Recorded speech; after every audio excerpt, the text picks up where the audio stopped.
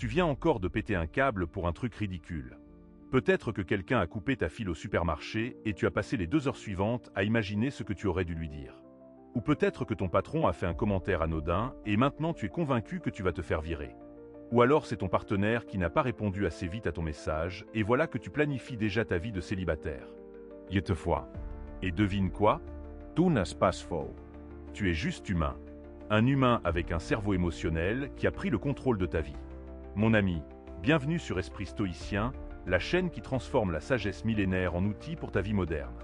Dans cette vidéo, tu vas découvrir pourquoi tes émotions te contrôlent et comment reprendre le pouvoir. Je ne vais pas te dire de ne plus ressentir. Ce serait aussi stupide que de te dire d'arrêter de respirer. Je vais te montrer comment transformer ta relation avec tes émotions, comment passer de marionnette à marionnettiste. Si tu en as marre d'être le jouet de tes réactions automatiques, si tu veux enfin comprendre pourquoi tu sabotes ta propre vie, alors cette vidéo est pour toi. Reste jusqu'au bout parce que je vais partager des vérités que personne ne te dit. Et si ça résonne, abonne-toi et active la cloche. Nous sommes une armée de stoïciens modernes. Rejoins-nous. Voici la vérité brutale. Tes émotions ne sont pas toi. Elles sont des réactions biochimiques automatiques programmées il y a des millénaires. Quand tu dis « je suis en colère », tu mens. Tu n'es pas la colère. Tu es celui qui observe la colère traverser ton système. Mais ton langage te piège. En disant « je suis », tu fusionnes ton identité avec une émotion temporaire.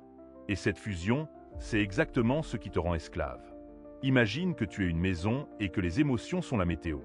La tempête peut faire rage dehors, mais la maison reste debout.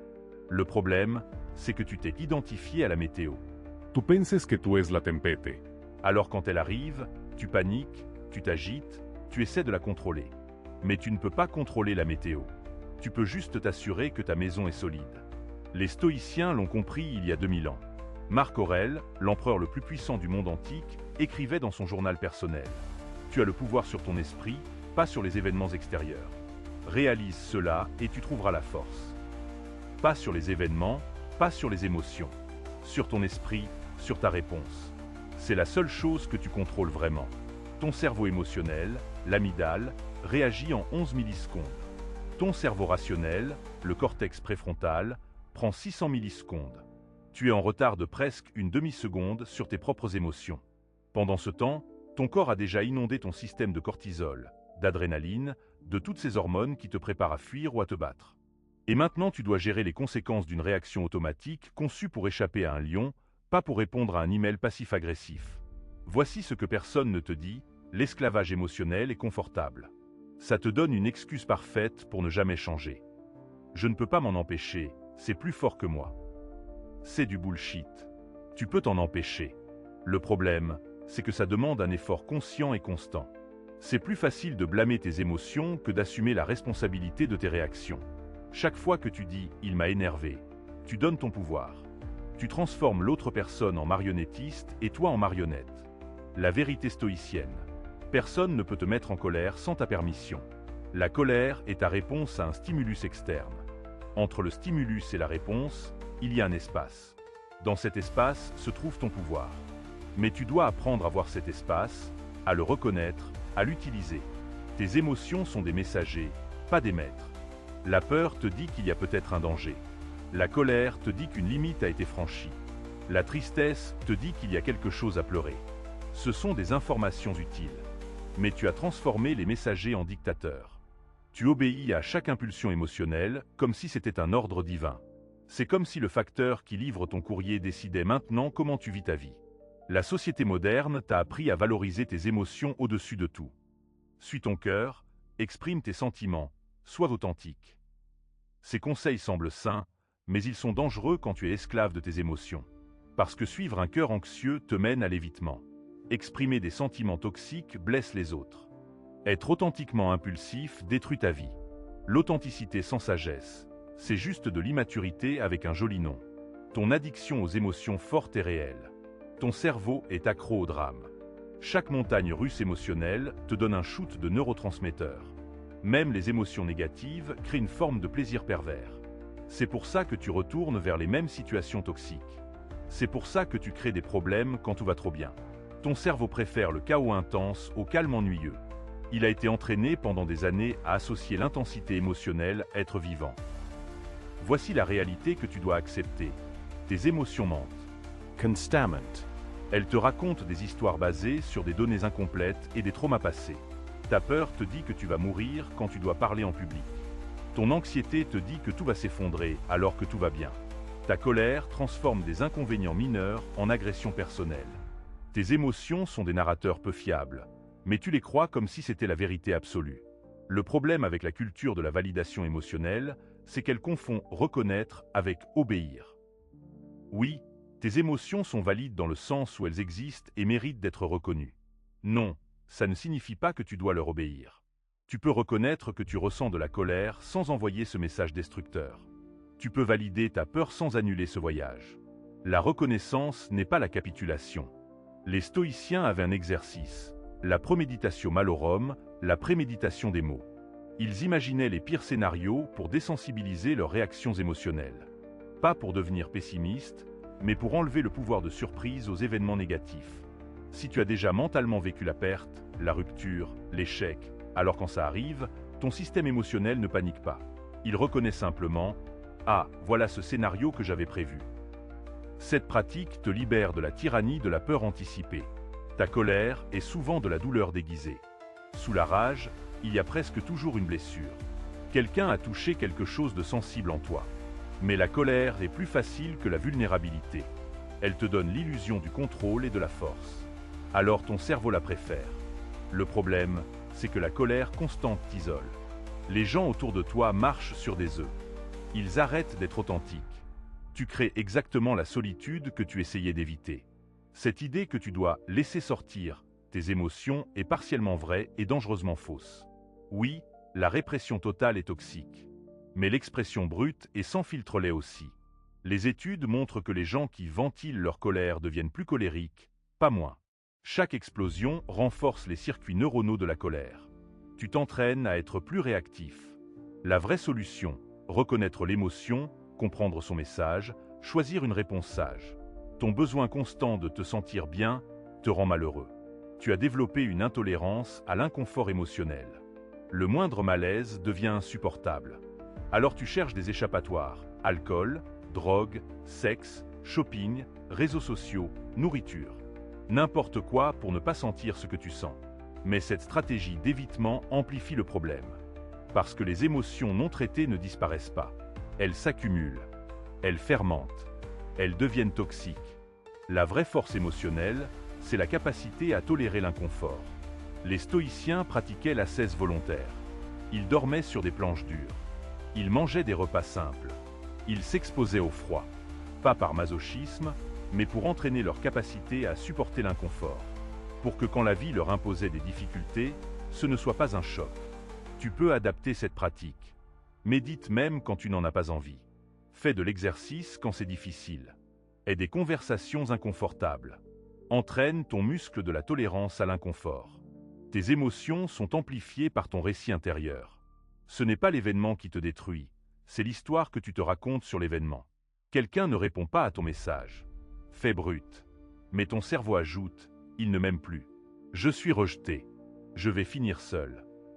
Maintenant tu souffres non pas à cause du message non répondu, mais à cause du récit catastrophique que tu as créé.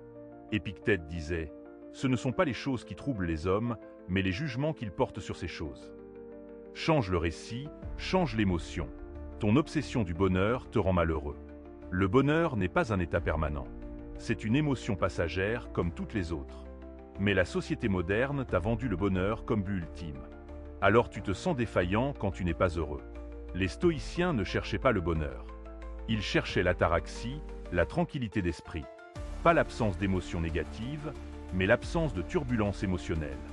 Une mer calme n'est pas une mer morte. Elle est juste stable, prévisible, navigable. Ta peur de la peur crée plus de souffrance que la peur elle-même.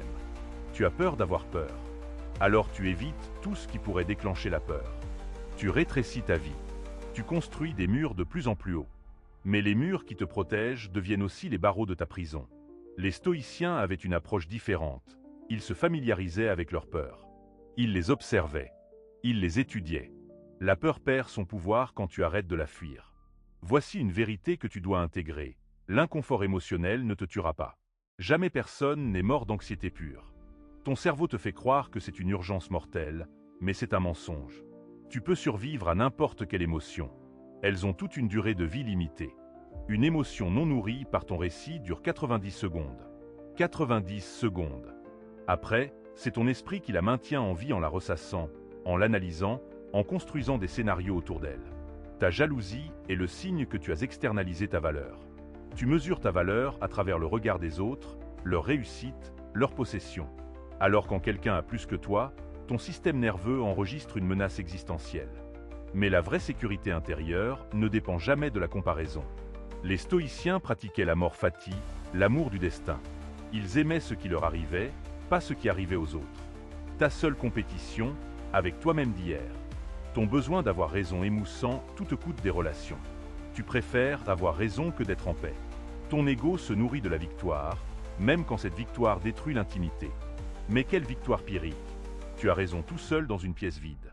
Les stoïciens enseignaient la dichotomie du contrôle. Tu contrôles tes opinions, tes actions, tes réponses. Tu ne contrôles pas les opinions des autres, leurs actions, leurs réponses. Lâcher le besoin d'avoir raison, c'est lâcher le besoin de contrôler l'incontrôlable. Cette sensation d'urgence que tu ressens constamment, ce n'est pas la réalité. C'est ton système nerveux dysrégulé. Ton corps est bloqué en mode survie. Tout semble urgent. Tout semble critique. Tu vis comme si un prédateur te poursuivait 24 juillet. Mais regarde autour de toi maintenant. Vraiment. Es tu en danger immédiat? Probablement pas. Ton corps ment. Il crie au loup alors qu'il n'y a pas de loup. Apprendre à calmer ce système d'alarme défectueux, c'est la clé de la liberté émotionnelle. Tes émotions sont contagieuses. Tu absorbes l'état émotionnel des gens autour de toi. C'est pour ça que passer du temps avec des gens anxieux te rend anxieux. Que côtoyer des gens en colère te met en colère. Les neurones miroirs dans ton cerveau copient automatiquement les états émotionnels que tu observes. Si tu ne maîtrises pas tes frontières émotionnelles, tu deviens une éponge pour la misère collective. Les stoïciens recommandaient de choisir soigneusement tes fréquentations. Pas par élitisme, mais par hygiène mentale. Ta tristesse mérite d'être honorée, pas évitée. La société moderne ne sait pas quoi faire avec la tristesse. Elle la pathologise immédiatement. Mais la tristesse est une émotion nécessaire. Elle marque les fins, les pertes, les transitions. Elle te ralentit pour que tu puisses intégrer ce qui s'est passé. Quand tu évites la tristesse, tu évites aussi la guérison. Tu restes bloqué dans un deuil perpétuel non résolu. Laisse-toi être triste quand c'est approprié. Pleure ce qui mérite d'être pleuré.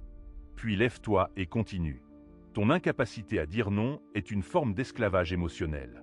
Tu dis oui par peur du rejet, du conflit, de la déception des autres. Mais chaque oui insincère est un non à toi-même. Tu accumules du ressentiment. Tu t'épuises.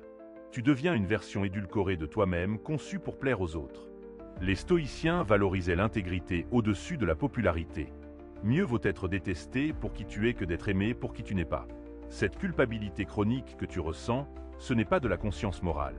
C'est du contrôle intériorisé.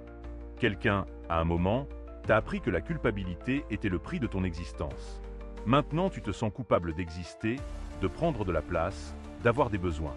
Mais la culpabilité chronique ne t'améliore pas. Elle te paralyse. Elle te rend moins capable d'agir moralement parce que tu es trop occupé à te flageller. La vraie responsabilité, c'est reconnaître tes erreurs, faire amende honorable, puis passer à autre chose. Ton perfectionisme emotional te piège. Tu penses que tu dois maîtriser tes émotions complètement. Que ressentir de la colère, de la peur, de la jalousie, c'est un échec. Alors tu te juges pour avoir des émotions humaines. Ce jugement crée plus de souffrance que l'émotion originale. Les stoïciens eux-mêmes ressentaient des émotions. Marc Aurèle admettait ses frustrations dans ses méditations. La différence, il ne s'identifiait pas à ses émotions. Il les observait sans jugement. Ta honte est le gardien de ton faux moi. Elle te maintient enfermé dans une version acceptable de toi-même. Elle t'empêche d'explorer, d'expérimenter, de grandir. Parce que si tu sortais de ta zone de confort, tu pourrais être vu. Vraiment vu. Et c'est terrifiant. Mais la honte non examinée devient toxique. Elle infecte tout. Les stoïciens pratiquaient la transparence radicale.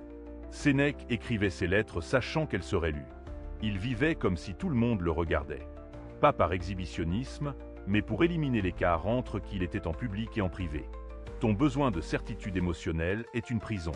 Tu veux savoir exactement ce que tu ressens pourquoi tu le ressens, ce que ça signifie. Mais les émotions sont ambiguës. Elles se chevauchent. Elles se contredisent. Tu peux t'aimer et détester la même personne. Avoir peur et être excité. Être triste et soulagé. Accepter cette complexité, c'est accepter ton humanité. L'intolérance à l'ambiguïté émotionnelle te force à simplifier ce qui est naturellement complexe. Cette rage que tu sens parfois monter sans raison apparente, ce n'est pas de la folie. C'est de la colère accumulée qui cherche une sortie. Tu as avalé tellement de petites frustrations, tellement de limites franchies, tellement de besoins non exprimés. Maintenant, c'est une pression énorme qui cherche n'importe quelle fissure pour exploser. La solution n'est pas de mieux contenir, mais d'apprendre à libérer petit à petit.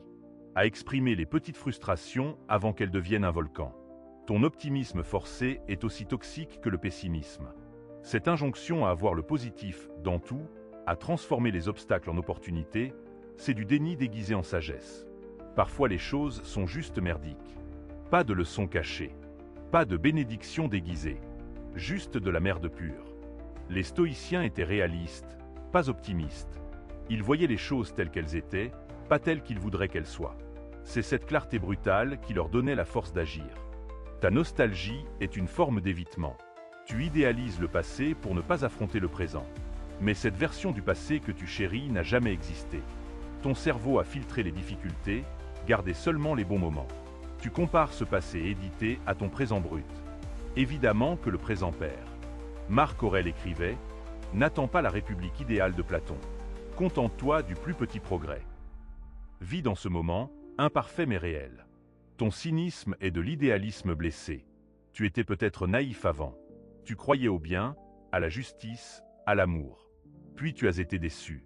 Trahi. Maintenant tu te protèges avec le cynisme. Tu rejettes tout avant d'être rejeté. Tu détruis l'espoir avant qu'il ne te détruise. Mais le cynisme est une autre forme d'esclavage émotionnel. Tu es contrôlé par ta peur déguisée en sophistication.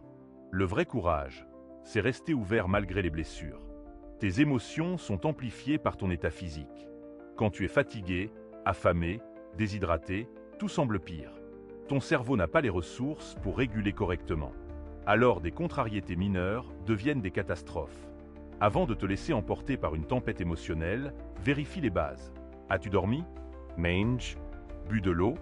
Bougé ton corps? Souvent ce que tu penses être une crise existentielle est juste une glycémie basse. Cette envie de tout contrôler émotionnellement vient d'un manque de contrôle vécu dans le passé. À un moment, tu t'es senti impuissant. Peut-être dans l'enfance, peut-être plus tard. Maintenant tu compenses. Tu essaies de contrôler chaque variable, chaque réaction, chaque résultat. Mais cette stratégie est épuisante et vouée à l'échec. Les stoïciens enseignaient le lâcher-prise sur l'incontrôlable. Pas de la résignation passive, mais une acceptation active de ce qui est hors de ton pouvoir. Ton apitoiement sur toi-même est addictif. Il te donne une identité, une excuse, une raison de ne pas essayer. Ma vie est tellement difficile. Regarde tout ce que je traverse. Oui, ta vie est difficile. La vie de tout le monde est difficile. Mais l'apitoiement ne change rien. Il te maintient dans la position de victime. Les stoïciens rejetaient l'apitoiement comme une forme de faiblesse volontaire. Sénèque écrivait « Les difficultés renforcent l'esprit comme le travail renforce le corps. » Ta generosité émotionnelle déséquilibre tes vides. Tu donnes, donnes, donnes. Tu portes les fardeaux émotionnels de tout le monde. Tu absorbes leurs douleurs. Tout est sacrifice. Mais cette dynamique crée du ressentiment.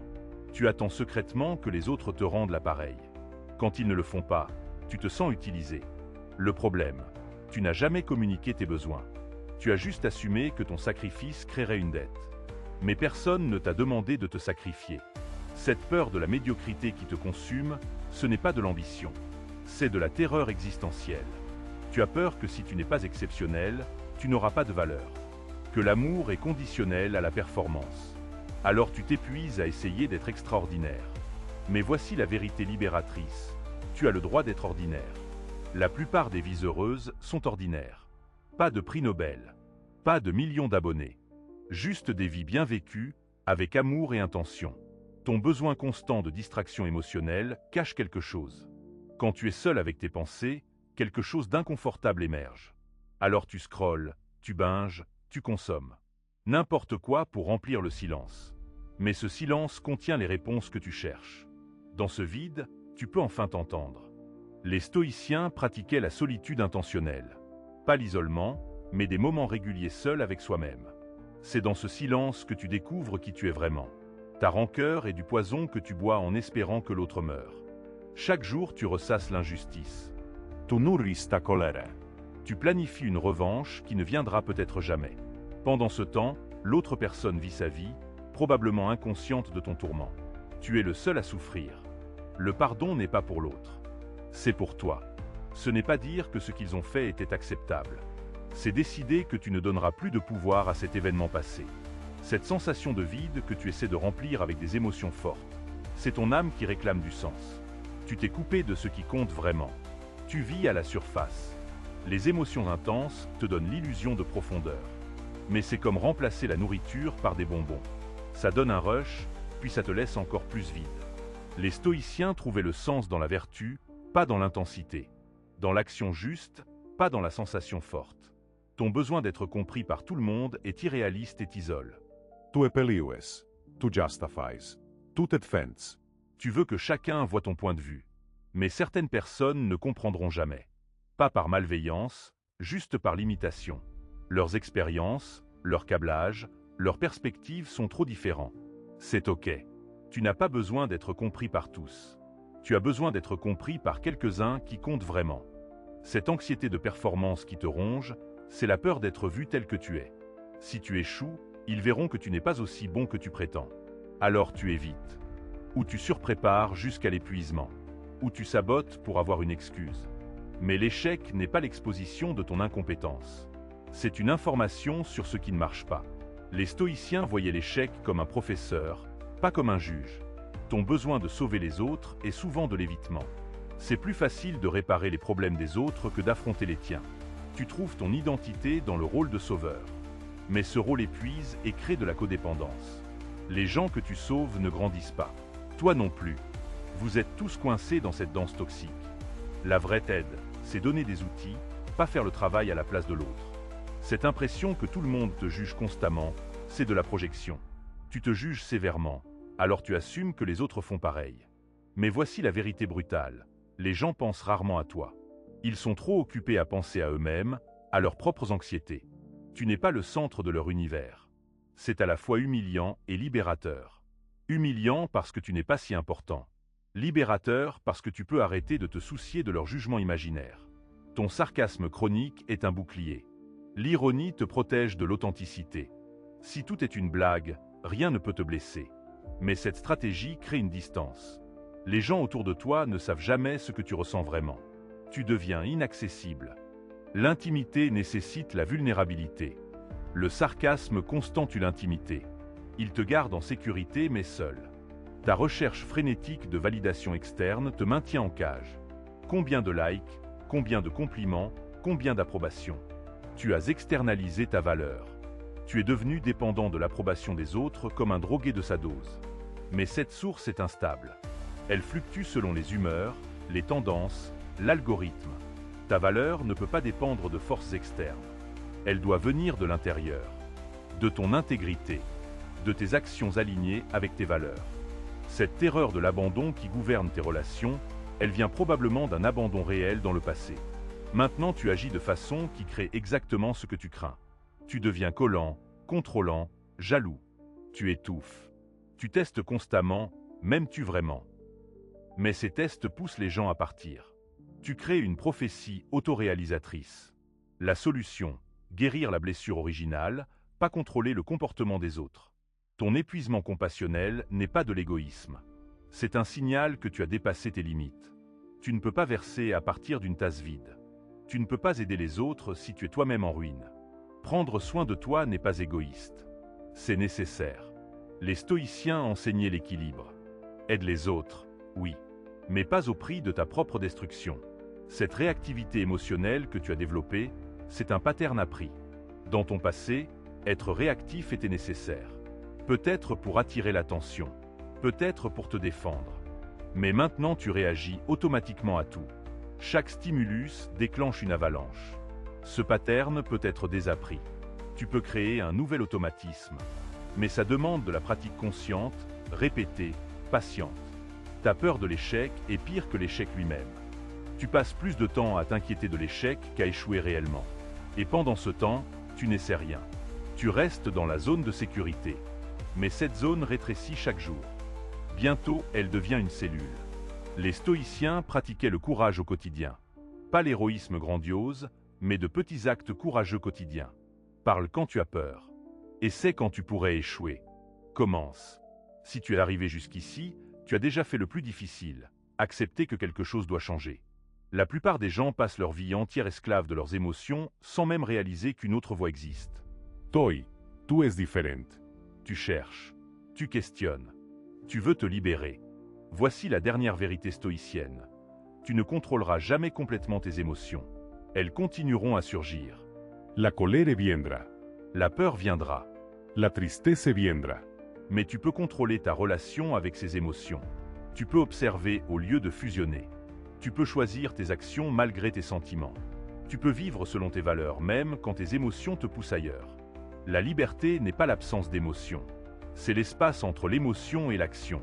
C'est le moment où tu respires, où tu observes, où tu choisis. Ce moment existe toujours.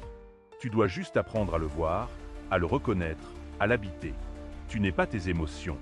Tu es celui qui les observe. Tu es le ciel, pas la météo. Les tempêtes passeront. Elles ont toujours passé. Et tu resteras solide, entier, libre. Commence aujourd'hui. Pas demain. Pas quand tu te sentiras prêt. Maintenant. Choisis une émotion qui te contrôle. Obsérvela. Nómela. Voilà la colère qui arrive. Voilà la peur qui parle. Puis choisis une action qui n'est pas dictée par cette émotion. Un petit acte de résistance. C'est comme ça que tu reprogrammes ton système. Un moment à la fois. Les stoïciens n'étaient pas des surhommes. Mark Aurèle de Tate. Sénèque avait peur. Epictète souffrait. Mais ils choisissaient leur réponse. Ils prenaient responsabilité pour leur vie intérieure. Et cette responsabilité les libérait. Tu es déjà plus fort que tu ne le penses. Chaque jour où tu continues malgré tes émotions difficiles, c'est un acte de courage. Tu n'as pas besoin d'être parfait. Tu as juste besoin d'être un peu plus conscient, un peu plus intentionnel, un peu plus libre. La vie est courte. Trop courte pour la passer esclave de réactions automatiques programmées il y a des millénaires. Trop précieuse pour la gaspiller dans des émotions qui ne te servent pas. Prends ton pouvoir. Deviens le maître de ta vie intérieure. C'est ton droit de naissance. C'est ta responsabilité. C'est ta liberté. Si cette vidéo a résonné en toi, si tu reconnais une partie de ton combat dans ces mots, alors tu n'es pas seul. Nous sommes des milliers sur ce chemin stoïcien. Des chercheurs de sagesse. Des imparfaits qui refusent de rester esclaves. Abonne-toi à Esprit Stoïcien pour continuer ce voyage de libération. Active la cloche pour ne manquer aucune nouvelle vidéo. Et partage cette vidéo avec quelqu'un qui en a besoin. Un mot au bon moment peut changer une trajectoire. Prends soin de toi, mon ami. La révolution commence à l'intérieur.